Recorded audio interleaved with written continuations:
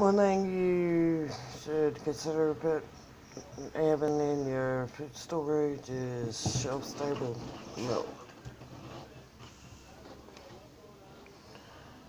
Uh, Getting one thing, shelf-stable milk, you can keep it keep it on the shelves. You don't have to put it in the refrigerator till you open it up, or if you want, you might put it in there right before you're gonna use it.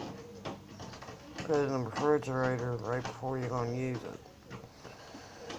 it. Excuse me. Then,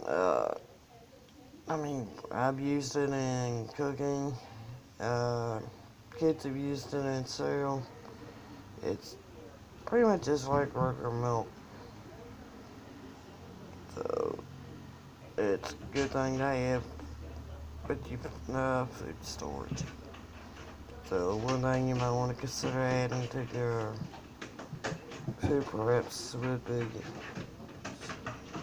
shelf-stable milk.